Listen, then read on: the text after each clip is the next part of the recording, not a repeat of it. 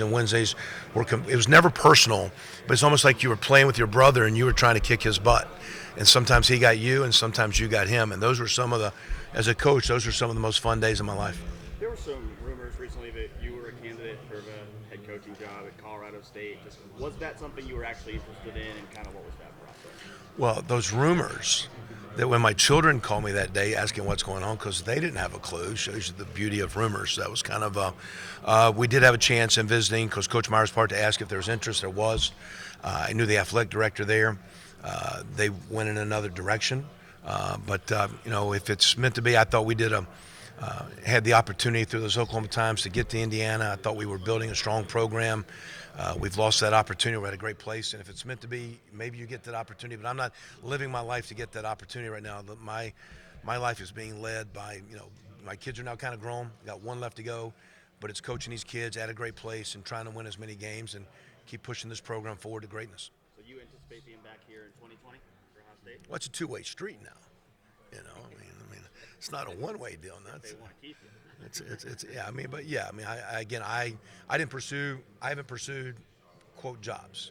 I just always felt you do your job the best you can, and if opportunities are meant to be. The older I've gotten, it's more about making sure you're raising your family where it needs to be raised, and that's kind of almost done, although you're always still a parent raising, quote, your kids and there for them. But now it's about impacting lives, coaching kids, and hopefully impacting a program. So got a great relationship with Coach Day, love the players we're with, and so I'm blessed to have a great job, and we got a tremendous challenge this week, so we're looking forward to that. Kevin, you mentioned the multiple fronts, the multiple blitzes, right? How important is it for Justin, Josh, those guys specifically to be able to identify that stuff as it's happening on the field? Yeah, and it's hard because one of them they can be so multiple that can lead to confusion. It can lead to hesitation, can lead to lack of confidence. And so there's a happy medium too that sometimes you can just go and just run and don't worry so much, and you can be unsound. And now you're running into a loaded box and you feel like you're a play behind, and now the chains get second down and long and third down and long, and it plays into their advantage. It's tough. I think one of the beauties of coaching and when you have good players is trying to teach them how to have a clear mind. And when there's a lot of things that this team does because they're so multiple, how can we eliminate clutter? And because sometimes it is like no different than offense. Sometimes we do a lot of stuff, but it's like eye candy. It's not as complicated as it looks. And there's a little bit of that with their defensive package. There's a lot of things they're throwing at you.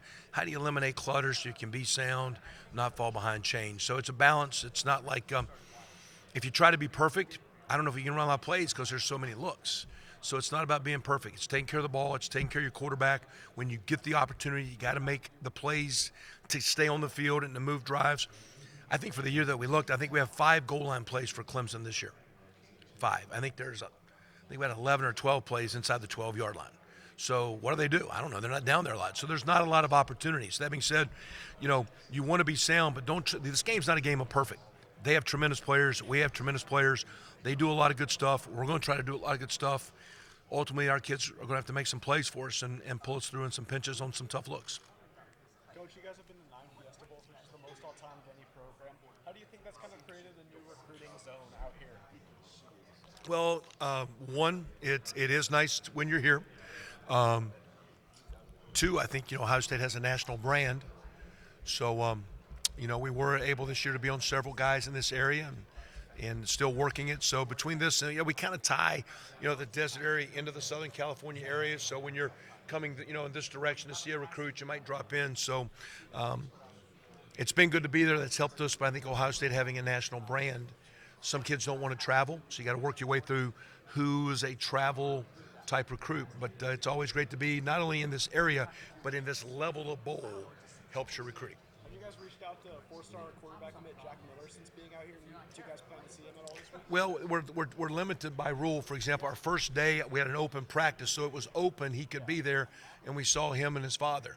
They actually live on property at the hotel that we're staying at because his father runs the hotel, but we're not allowed to see him.